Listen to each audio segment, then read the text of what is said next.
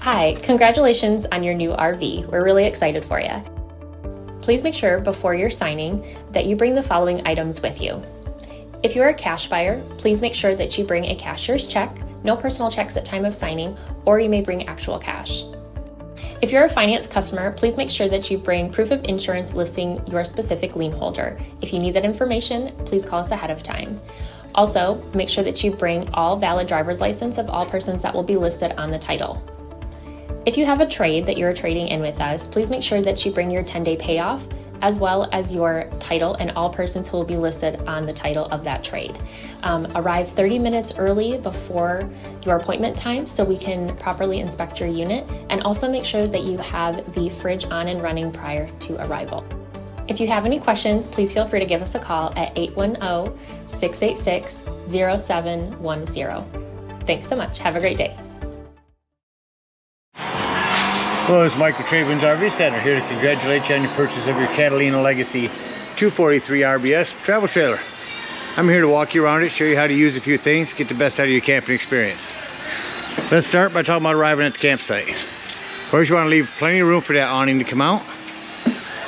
Then over here, you want to leave plenty of room for this slide. I've already got it out, give you an idea of how much room you're going to need. You want that to come out, in and out unimpeded. Leave yourself some room to walk around the side of it, and preferably nothing hanging over top of it. Then I want you to think about where your power and water connections are going to be. Your power is your off-camp side or your driver's side of your tow vehicle all the way at the rear, and your water connections are actually on the back of the unit. So park accordingly so that you can utilize the facilities at the campsite. Once you arrive and unhook your hitch, first thing you do is level your unit. I do recommend getting a stick-on level, finding the middle of your unit when the slide's closed. Stick that on so you can have someone watch that while you raise and lower the unit. In front of the unit, you have a docking light should you arrive at night, and simply lower or raise the unit. Get that level. Should you lose power, you do have a manual override here with a hand crank right there that'll fit in there, so you can get this up and down even if you lose power. Speaking of power, check your battery post. Check your terminals when you arrive. Make sure that them haven't wiggled loose bouncing down the road. Once you got your unit level, next thing you do is stabilize it. And all four corners here you have stabilizing jacks. A hand crank here.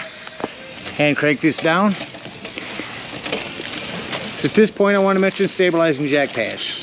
Jack pads are going to protect the feet of your stabilizing jacks from dirt, debris, hot blacktop in summer. Going to keep them from sinking. Great investment with your 10% off coupon. Grab a 4-pack of them and just run these down till they're taut. Remember, they're stabilizing jacks, not leveling jacks. You don't want to change the levelness of your unit, you just want to run these down tight. Once you've got your unit level and stable, we can go ahead and hook up our power and water. Again, over here on your off-camp side, at the rear, is your 30-amp power cord. Now, should you need plug in at home, there's a 30 to 110 adapter. Comes in your convenience pack.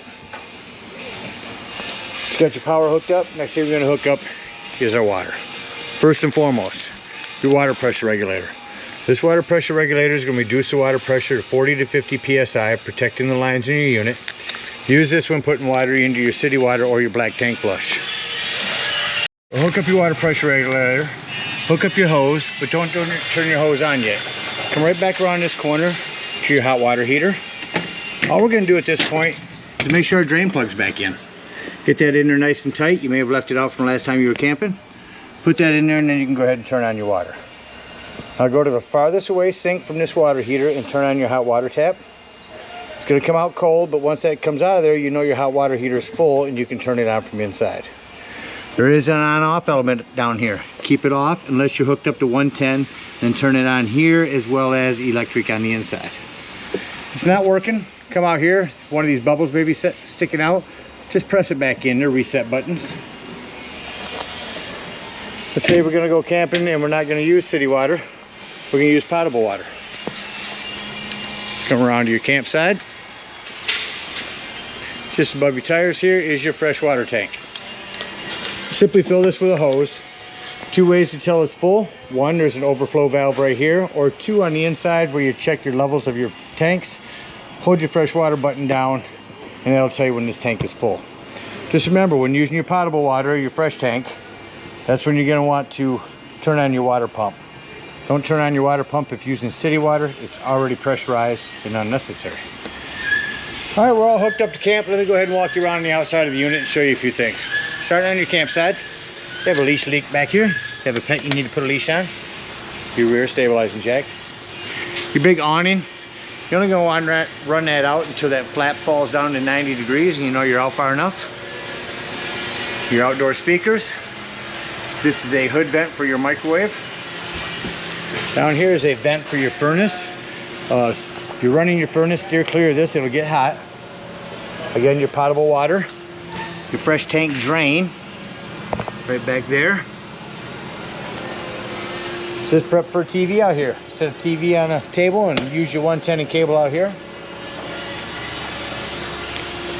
Maybe your pass-through storage. Put your hand crank for your stabilizing jacks. There's a cover for your propane tanks. Speaking of your propane, regulator on the front. Simply point it toward the tank you wish to be using. Lefty-loosey, just turn on your gas. Again, your batteries. This is your battery shut-off. That'll come important later when I talk about your carbon monoxide detector. That shuts off all the battery power to the unit. Pass-through storage over here. Your big slide. And then coming back here to your docking station. Here's your sewage outlet. Black and gray tanks both in the same area. Here's where you plug in your cable at the site. Again, hot water heater and power. This accessory hatch or latch comes down by taking these cotter pins out. You have an outdoor shower out here. Your black tank flush. What's nice about this outdoor shower is you can put the handle up here. It's up high enough to actually shower with. And your unit's prepped for a Furrion backup camera. Device you purchased from our store that allows you to set a device on your dash of your tow vehicle and electronically communicate with this, giving you a backup camera for the unit. Well, it covers everything on the outside. Let's go take a look inside your unit. See, everything's a little wet. Just finished washing it. Coming up inside.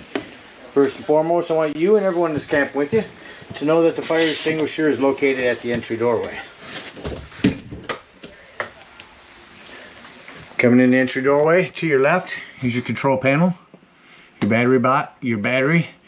Here's your freshwater button. I said you can hold down to tell when your potable water is full. Then your other tanks, just keep an eye on them, see if you need to dump them. Here's where you turn on your water heater. Here's where you turn on your water pump if you're using potable water. Interior and exterior lights, pretty much your awning light. Your awning in and out, I already have that extended out. And your slide, we'll talk about that when closing up the unit. Coming around into your kitchen, you have a lot of individual one-touch lighting throughout the unit. Self-explanatory microwave. Vent down here has a power button and fan. Light. Your glass top here makes an excellent backsplash. Panel light here. When you turn your gas on, turns to red, hit your spark, and there's your flame.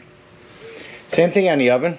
Turn it to light here, hit your spark, and that'll light that down there.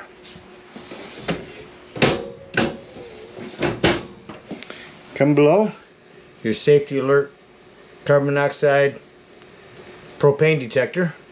That's running 12 volt.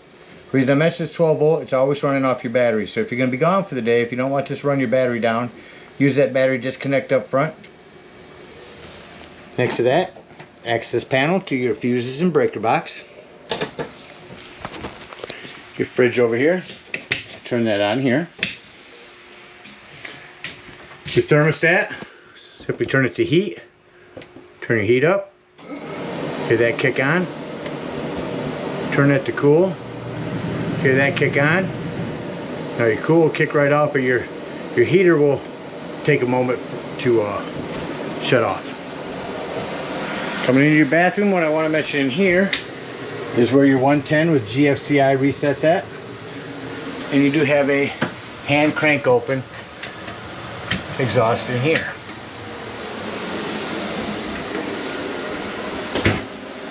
.110 in the corner.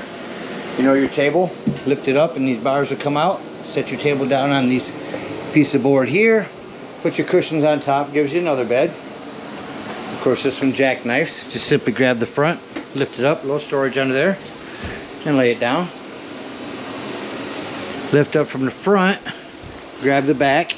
Now jackknife back in, and knock your pillow off. Individual lighting here as well. Television. Turn that on. While it's coming on, let's talk about your fireplace. Not just for looks anymore. If it's chilly at night or in the morning, instead of using up your gas, go ahead and turn this on, crank the heat up. It'll warm it up in here in no time. Low, high, and you can use their electricity instead of your gas. TV on. Got to run an auto scan on that.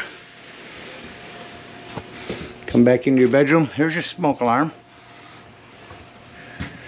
Not much to talk about back here other than it's prepped for a TV. You can put a TV back here.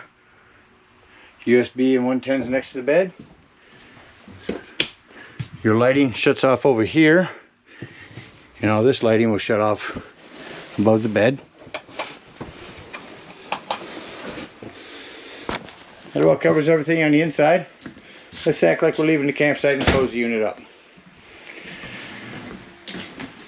First and foremost, tighten everything up. Shut off any lights.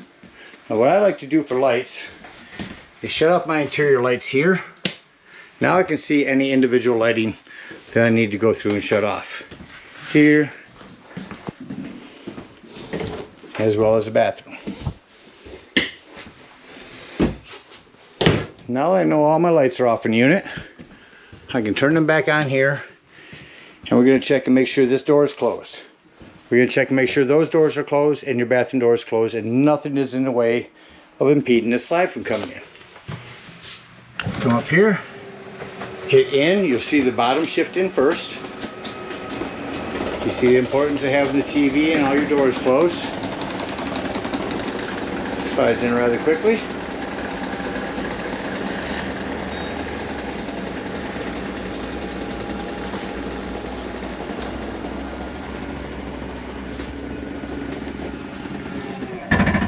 I wanted you to hear that noise to let you know that you don't have to worry about that noise. It's nothing grinding. What it is the slide mechanism keeping itself from running in any further. Alright, let's head out. Shut off our interior lights. So when you leave this unit, you want to make sure you open your exterior door all the way so this doesn't catch on it. Lift this up inside, turn your handle, and that'll lock that in there. Lock and deadbolt your exterior door. Lift, turn this handle, your door is secure for travel. Now for using potable water, and come up underneath here, open up that potable drain. We're going to bring up all of our stabilizing jacks. Going to unhook our water, unhook our power, our cable, hook up our hitch, and head on up to the dump station. At the dump station, you take the sewage hose, comes with your convenience pack, hook it up here, and we're going to pull our black tank.